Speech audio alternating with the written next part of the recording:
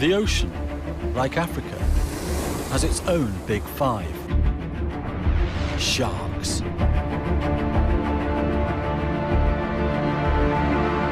Shark. There are few words that have such attention-grabbing power. The most feared is the great white.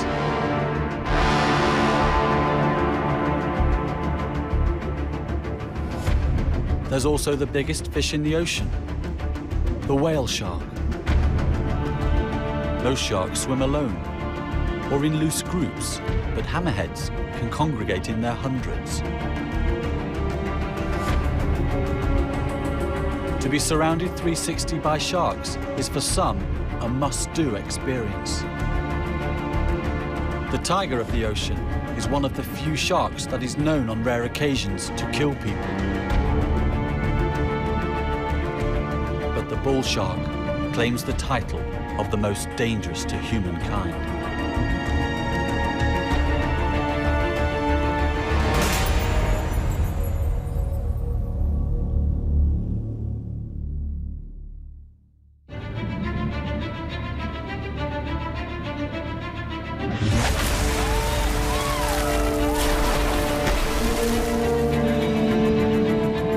At up to 6 meters long and the biggest predatory fish in the ocean, this is the shark many crave to see, yet hope never to meet unexpectedly.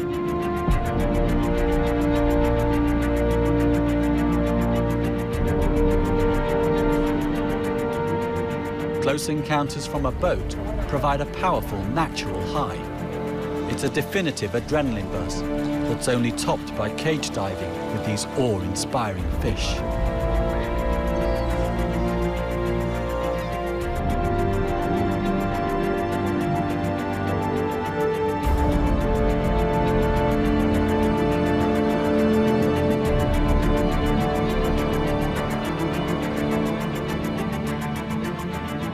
Freediving, the ultimate experience, is only for professionals who know the lie of the ocean floor and which sharks are relatively safe to swim with.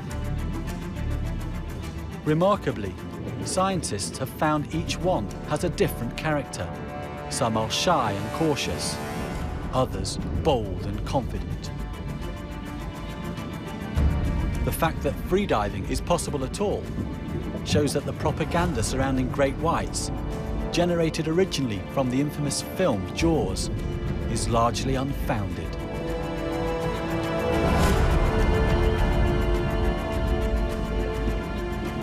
This monster movie terrified audiences.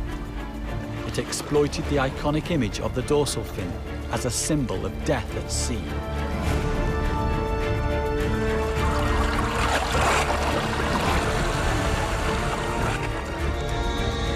Initially, the impact of the film had tragic consequences for great whites and many other shark species.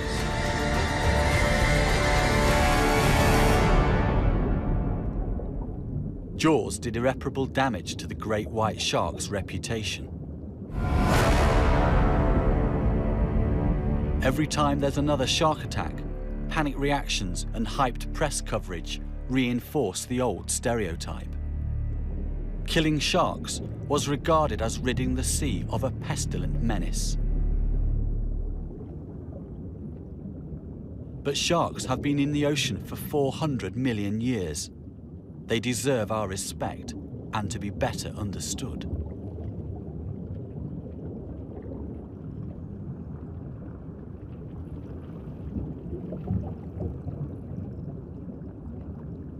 To many people's surprise, Jaws also had a positive knock-on effect. It inspired fascination and changed the world by raising ocean awareness. In the Bahamas, a dead bull shark is brought in for a scientist to discover the cause of death. It's a perfect opportunity to teach the next generation just how amazing sharks really are. They came up with a key identifying feature of a bull shark. Where this dorsal fin comes in, it's directly in line, if not posterior, to the back of the pectoral fin. 50 years ago, it was extremely hard to get funds to study sharks. Tom and I were talking about this the other day. Now, the world is hungry for information about them.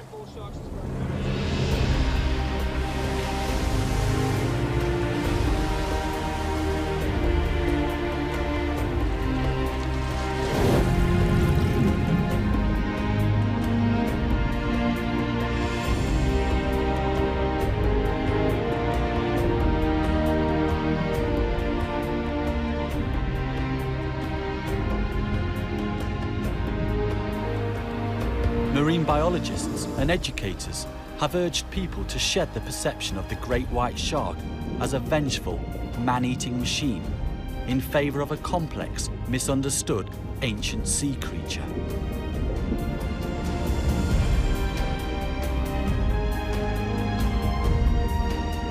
Great white sharks are not wanton killers, and in fact, they don't want to eat humans at all. They do occasionally bite people, but it's now thought that this is due to curiosity or mistaken identity. In South Africa, surfers and swimmers are warned not to go into the sea when the water is rough or murky.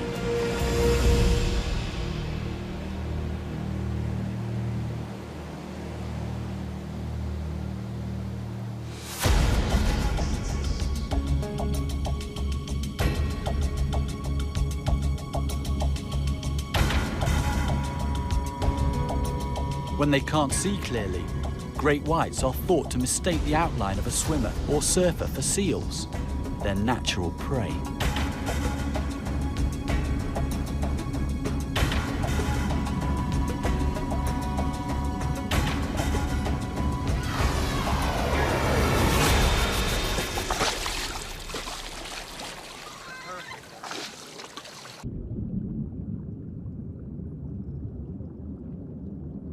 Stealthy, skilled predators, the sharks launch their attack from depth, biting as they close in on their target. When they grasp a human, they more often than not let go.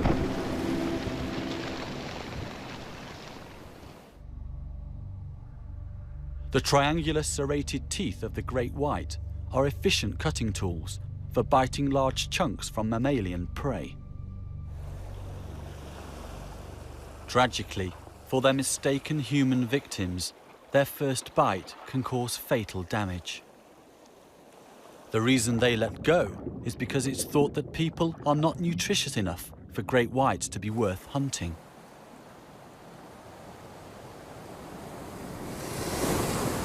Seals and sea lions are the mainstay of an adult's diet.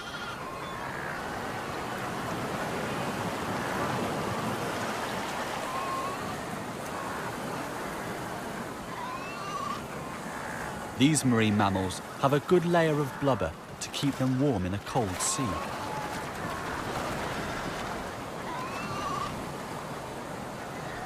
Fat produces twice the energy of muscle, so it's an ideal food for these sharks. Surprisingly, great whites are not, like most fish, cold-blooded. They can regulate their body temperature, raising it up to 14 degrees in cold seas.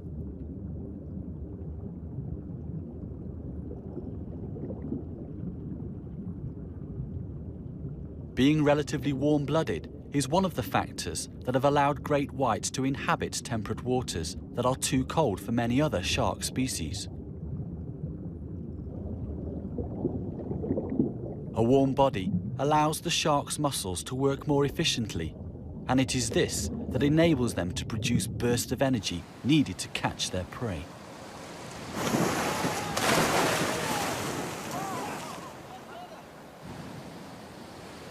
The great whites living off the coast of California hunt elephant seals, as well as sea lions and harbour seals.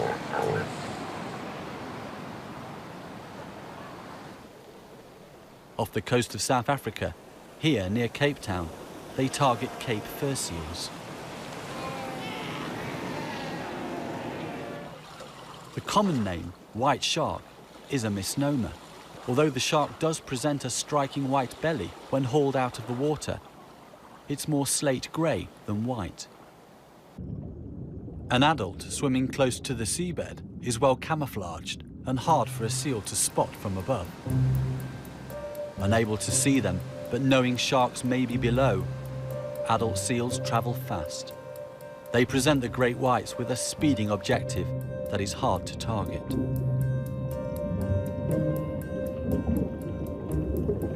Pups, still learning to perfect their swimming skills, are easier to catch.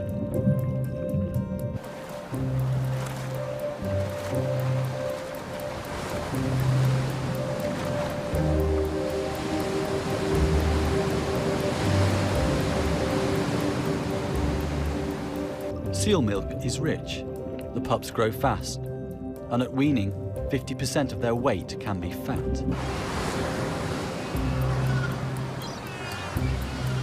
The seals give birth on offshore islands. Researchers have found that the sharks congregate near the islands when the weaned pups have to venture into the open ocean to hunt for fish.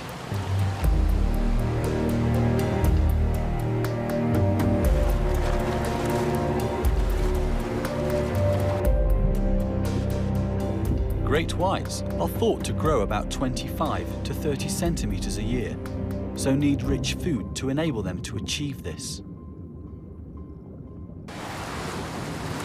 The young seals are not yet fast or proficient swimmers.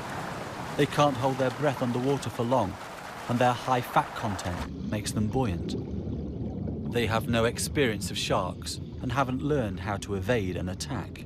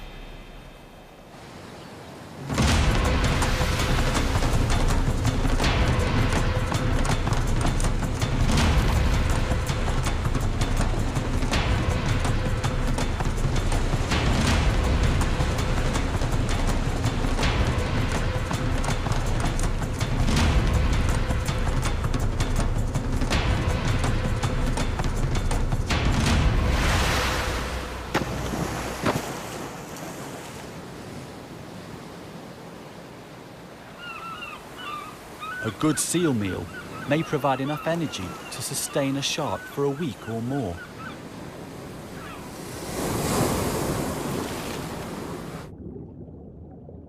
The sharks themselves bear the unmistakable tooth marks of their own kind. The subordinates get put in their place with bites from dominant individuals. Great whites are mavericks among sharks. They have colonized cold temperate waters where seals are abundant. By gorging on seal fat, the shark derives thermal energy from the same insulating tissue that keeps its prey warm.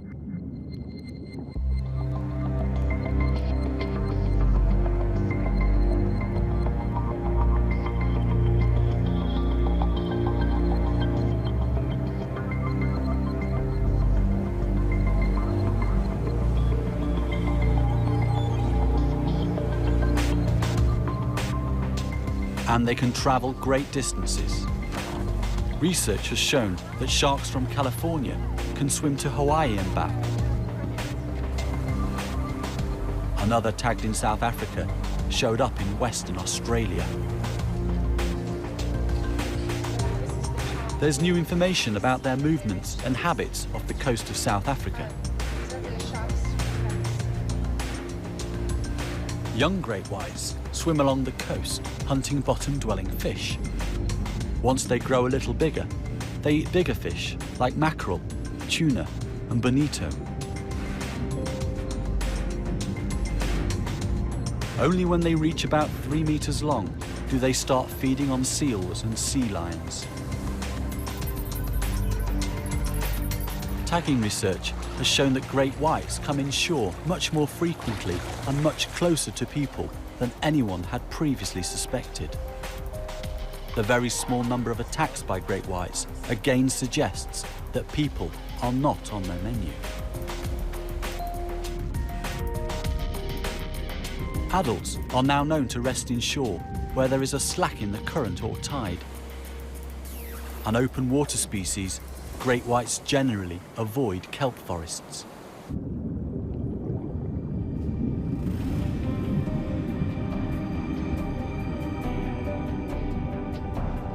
Smaller species, like the pajama and other cat sharks, seek shelter in the forest.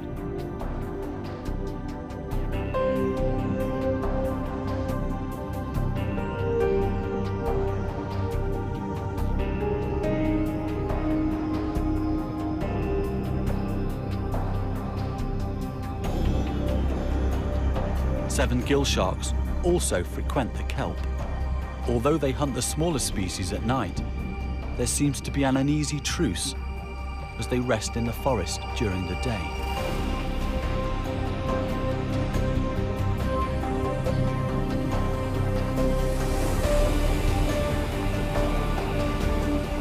While some great whites stay near the coast all year round, others move offshore and remain in deep water for 4 to 6 months. The more we find out about great whites, the more we turn previous beliefs about them upside down. Fascinating and intriguing they are. Wanton man-eaters they are not.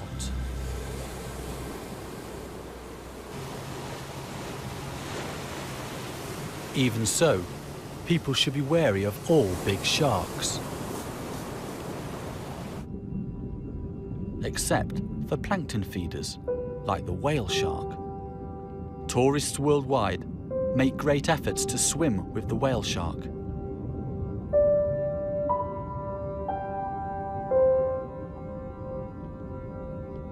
Despite being the world's largest fish, it is no threat to us.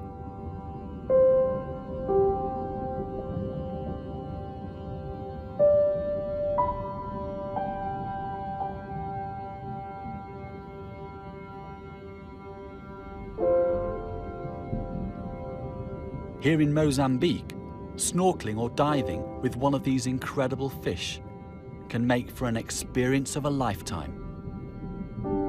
It's one that is on a par with seeing Africa's better-known terrestrial and iconic Big Five: lions, rhinos, leopard, buffalo, and elephant. Whale shark ecotourism is worth millions of dollars annually worldwide, with many small communities benefiting financially.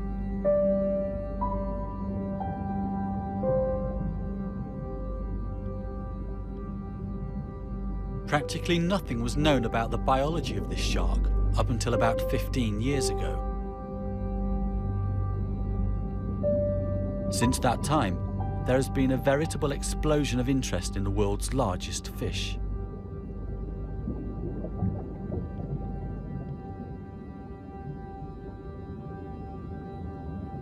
A fish, not a mammal, the whale shark originated about 60 million years ago. It can reach up to 14 meters and probably live up to 100 years old.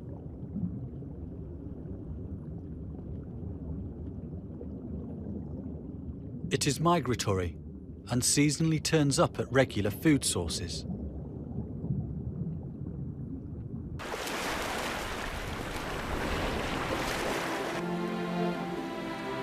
Between November and January every year, off the coast of Djibouti, at the Horn of Africa, hundreds of mainly male juvenile whale sharks gather to feed. Offshore upwellings enrich surface waters. This phenomenon triggers plankton blooms that in turn can initiate a spectacular gathering of giants. It's obvious that these sharks are all young, as the tails of juveniles have larger upper than lower lobes. The spots and patterns are unique to each individual. Photographic records enable scientists to count populations and assess which sharks return each year. Very similar spot patterns support the idea that some sharks may be littermates. The Djibouti aggregations are exceptional in that they contain the smallest whale sharks found in the world, some only 2 meters long.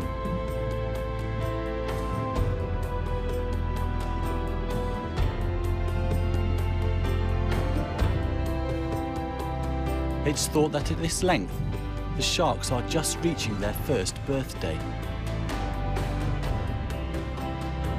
Where they are born and spend their first year of life is unknown.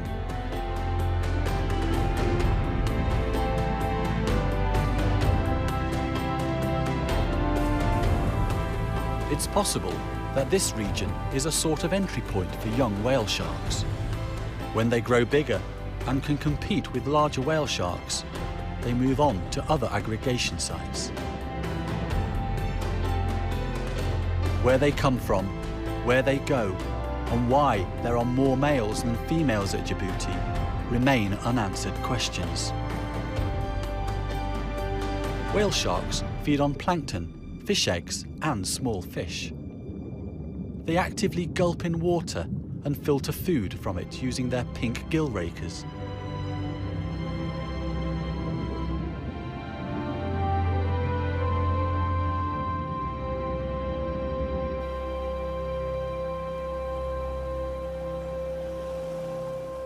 The sharks feed day and night, maximizing their intake when food is available.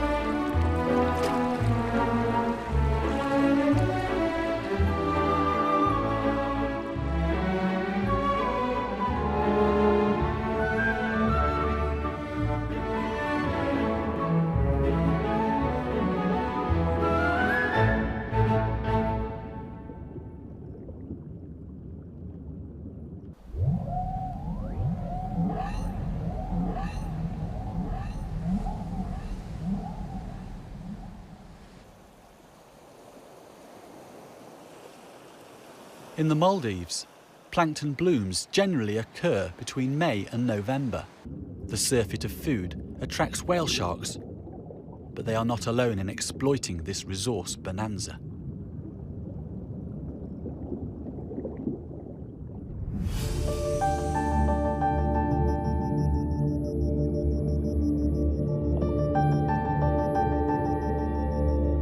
Spectacular feeding trains of hundreds of manta rays glide by in a steady stream.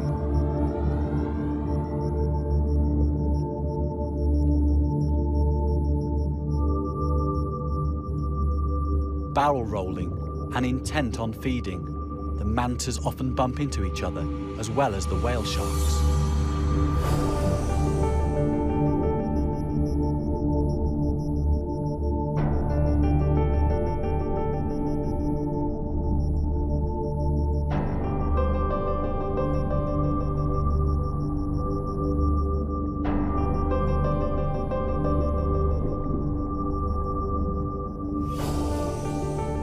When the plankton sinks to the seabed, the mantas bottom feed, turning their cephalic lobes outwards rather than inwards to maximize the flow through their gill rakers.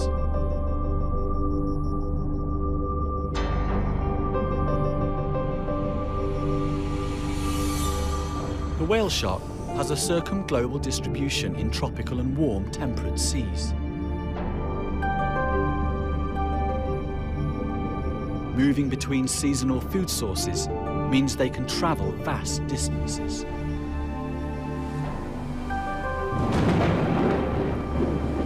The longest recorded whale shark journey spanned 13,000 kilometers and took over 36 months.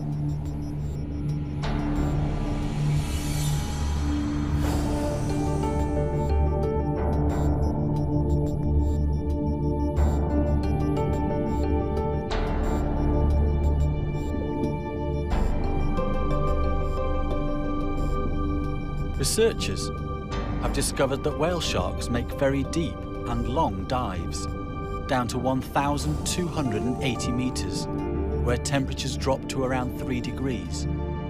This is the deepest dive of any shark.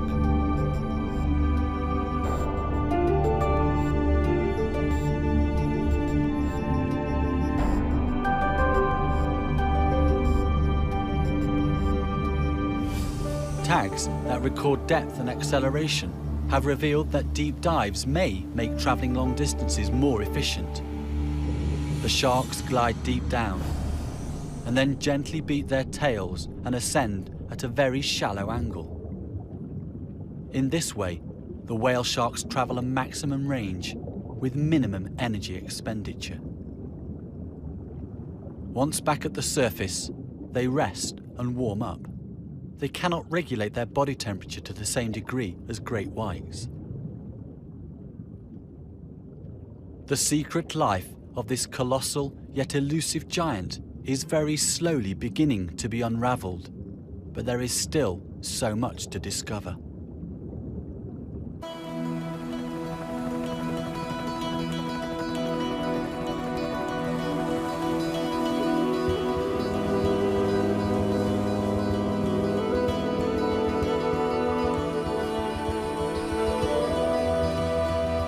In Scottish waters, another huge ocean traveller, the basking shark, is the second largest living fish.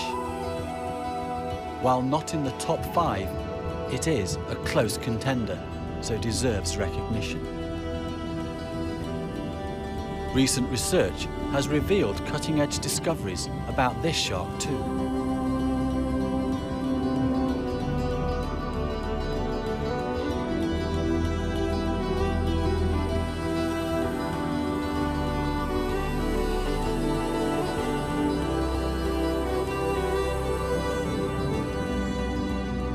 In contrast to the whale shark, the basking shark is a passive feeder that is unable to pump water across its gills.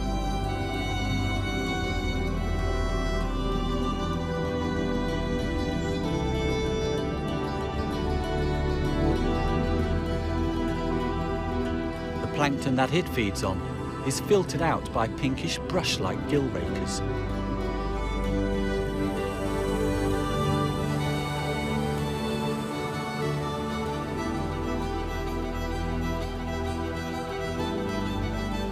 Every so often, it closes its jaws and gulps 3 to 5 times to swallow.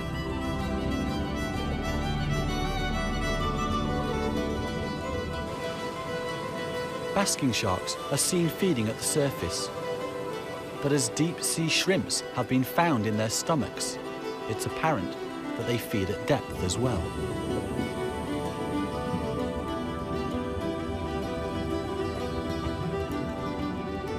A feeding basker can filter up to 2,000 tons of water per hour.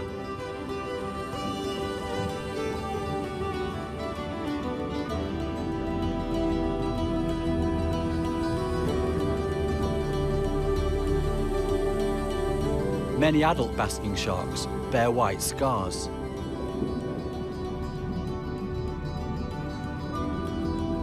Those on the pectoral fin may be due to the male biting the female in a mating embrace.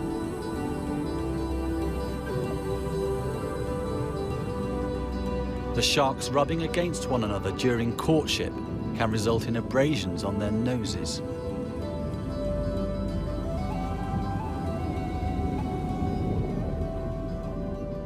Below the caudal fin on the back of this shark are some long white scars caused by lampreys.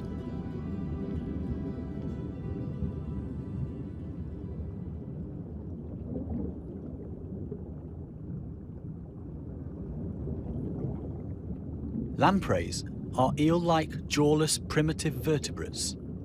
These are parasitic, feeding on the flesh and fluids of their hosts.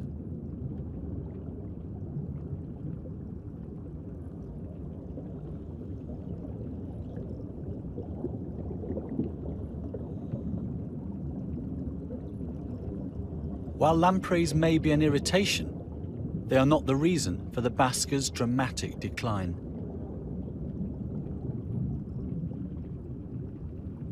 Basking shark numbers are now at an all-time low.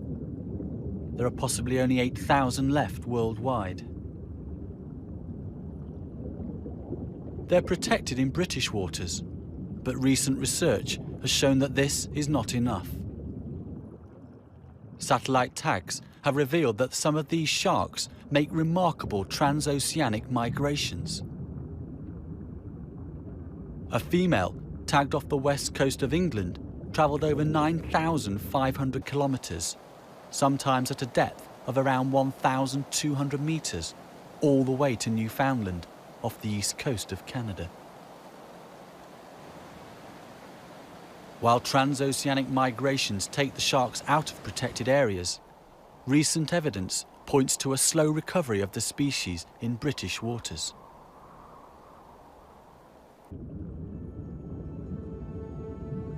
No such positive story for the scalloped hammerhead. Their numbers have recently plummeted, a tragedy not only for the sharks, but for the people whose dream it is to swim with them.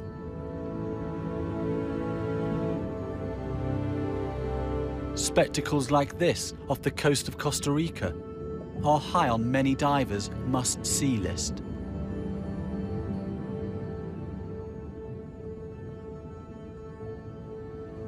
Hammerheads have long been regarded as dangerous, but it's been found that these sharks generally do not attack unless provoked, and there have been no fatalities.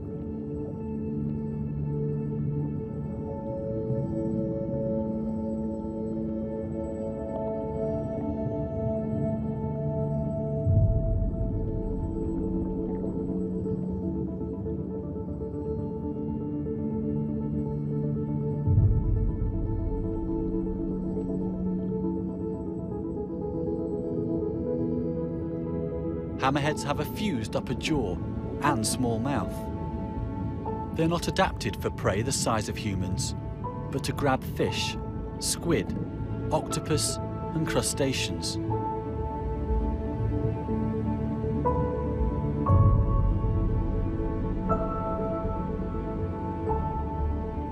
Their hammer-shaped head is thought to have evolved to maximize the area of electrosensory pores in the skin. These special sensors provide the shark with a sort of sixth sense. They're used to detect chemical, physical, and thermal changes, as well as the electrical fields of prey species, including those buried in the seabed. The hammer shape allows these sharks to scan significantly larger areas than other shark species.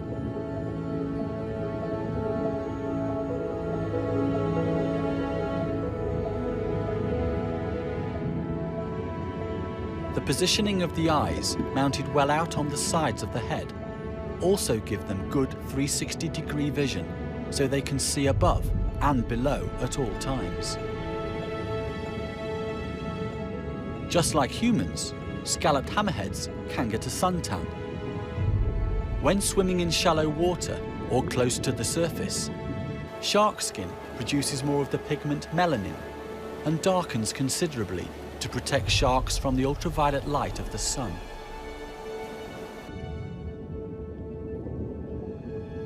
Recent research revealed that these hammerheads congregate in schools near seamounts or underwater mountains by day.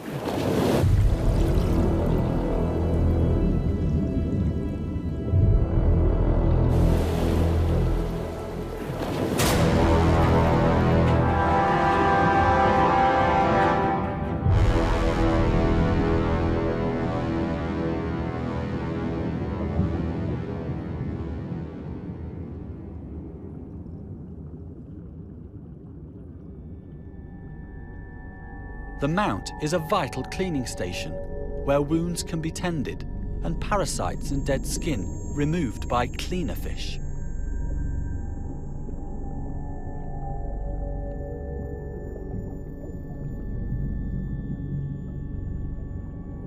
The sharks invite the cleaners to them by floating or swimming slowly just above the mound.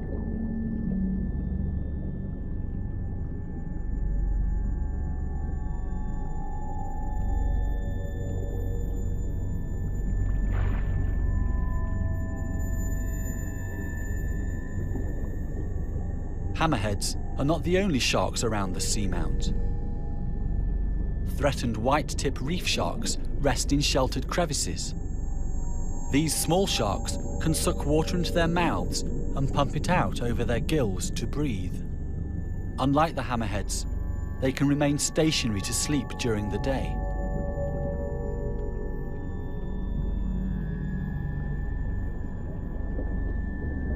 While hammerheads migrate, visiting the seamount seasonally when the water is warm, the whitetips stay within a particular area for years, time and again returning to the same shelter.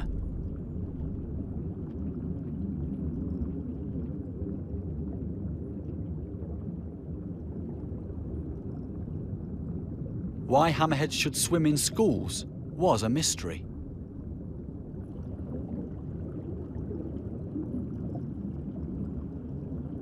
Prey fish congregate to gain safety in numbers, but hammerheads are at the top of the food chain, so have little need to gather together for protection. Painstaking research using video cameras and acoustic tags has revealed the schools may be mating aggregations. Most of the sharks are females that compete with each other for a central position.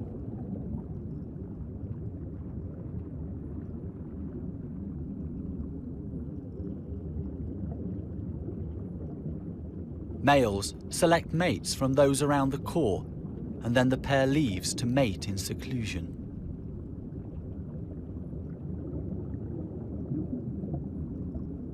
At night, hammerheads swim out, each one alone to feed up to 20 kilometers away. The white-tip reef sharks also become active after dusk, but they hunt in groups.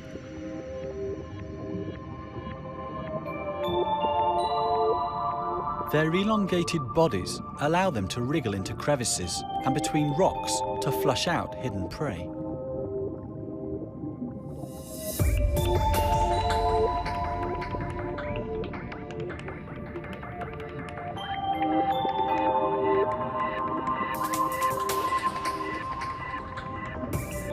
A turtle is unfazed by the pack of sharks and carries on picking algae off the rocky seabed.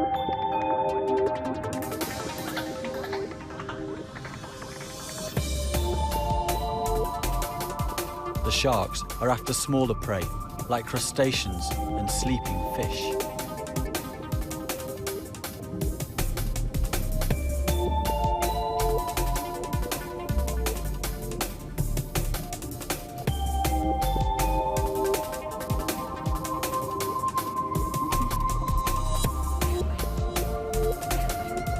Flushed from a hiding hole, fish face a host of hungry mouths.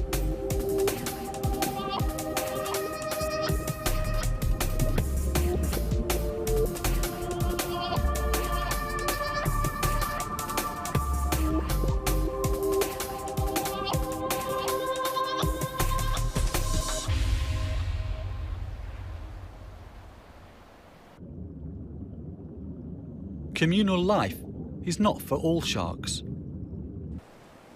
The great hammerhead swims alone. The largest species of its kind, it is reported to reach around 6 meters in length. Endangered and wary, it's not often lured within range for scientists to study.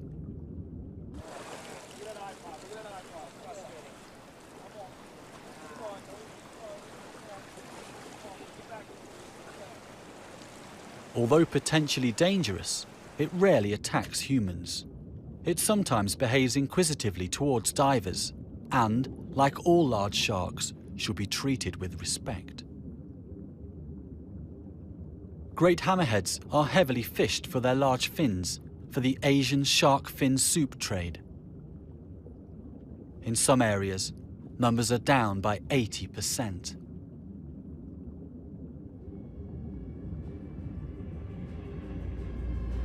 All large shark species are suffering, including the stunning tiger of the sea.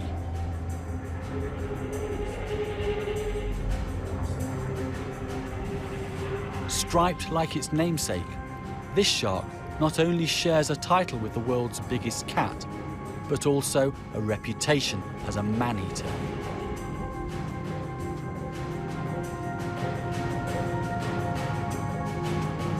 The tiger shark is a stealthy, powerful predator that is found worldwide in tropical and subtropical waters.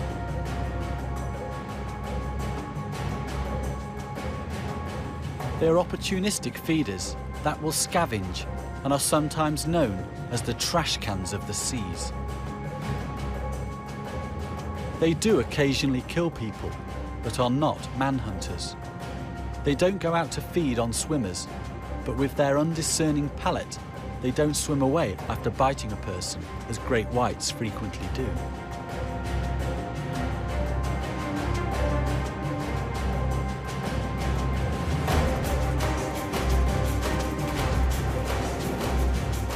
Recent research in South Africa has shown that the larger tigers tend to stay offshore.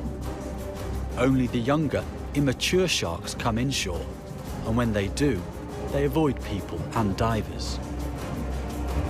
This better understanding reveals that tiger sharks are not as dangerous to humans as previously thought.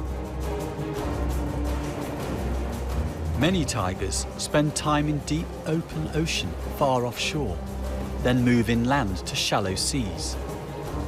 They have the ability to drastically switch their habitats comfortably. Few other shark species show this flexibility. One that does is the bull shark. This large predator is just as at home in deep seas as it is in shallow coastal waters. People enter its domain on a daily basis. This close proximity to humans and the shark's bold, inquisitive and fearless nature make it the most dangerous of all sharks. It's thought that it was probably bull sharks, not great whites, that caused the deaths of the 5 people bitten and killed in 1916 that sparked the story of Jaws. Bull sharks get their name from their short, blunt snout, as well as their pugnacious disposition and a tendency to headbutt their prey before attacking.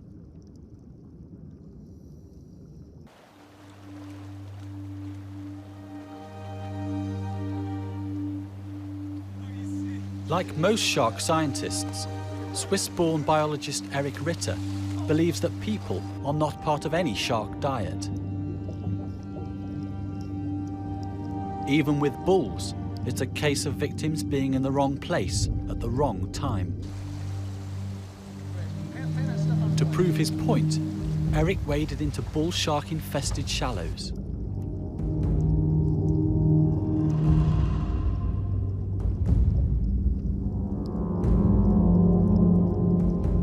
Keeping relaxed, with his heart and breathing rate low, he walked among them.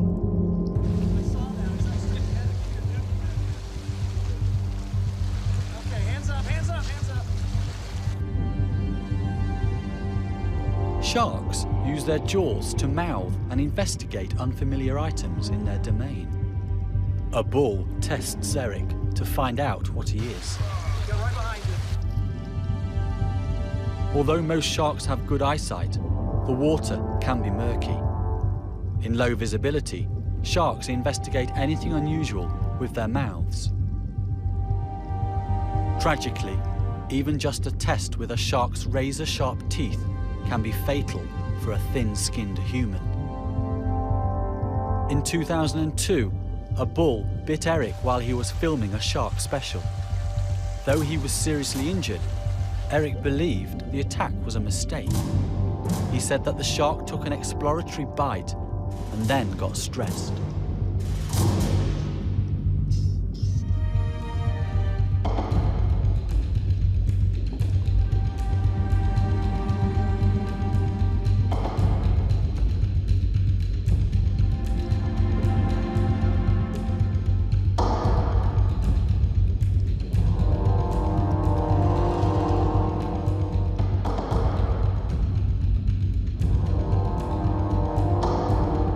Bulls make no such mistakes when taking chunks out of manta rays.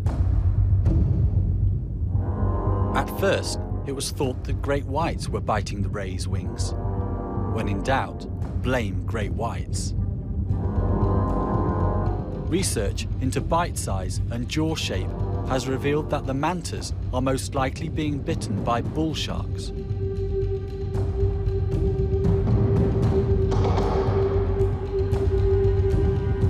Like scalloped hammerheads, the mantas regularly visit seamount cleaning stations.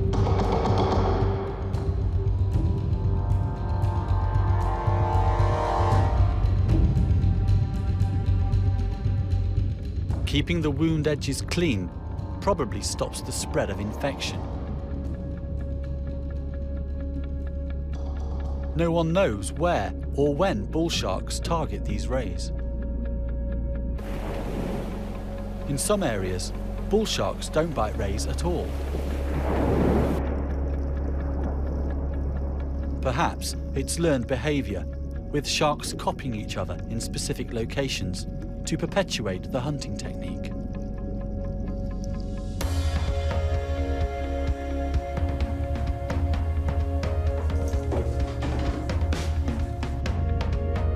For an ultimate shark encounter high, Shark Reef off Pacific Harbour in Fiji is a top destination. Here, people can dive with bulls and 7 other shark species. To attract the sharks, local divers collect fish heads and offal from a fish factory. The bait is lowered into place in wheelie bins.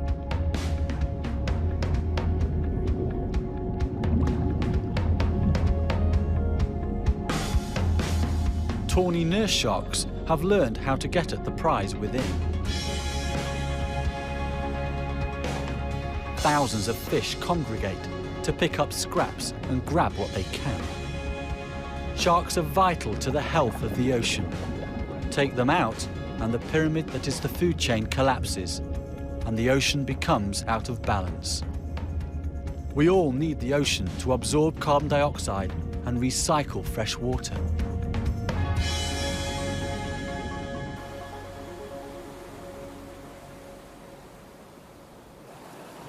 The sea needs its top predators. We lose sharks at our peril.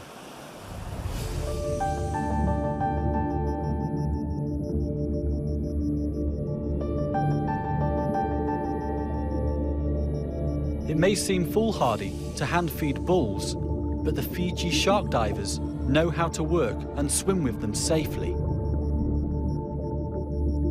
The sharks are conditioned through food rewards to approach only from one side and to take food from one particular diver, identified by their different coloured hoods.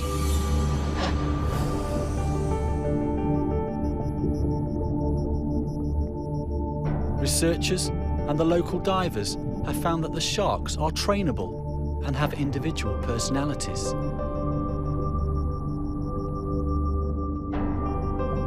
The feeders know which ones are very gentle and which ones need reminding of their manners occasionally.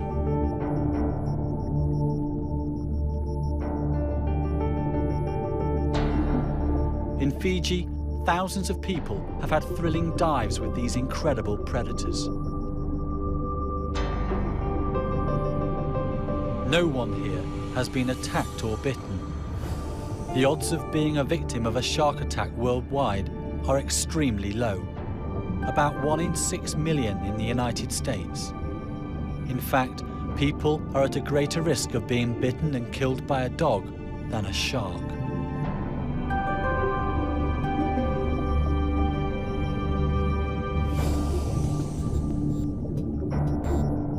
The opportunity for such close encounters like this with bull sharks is a truly amazing experience.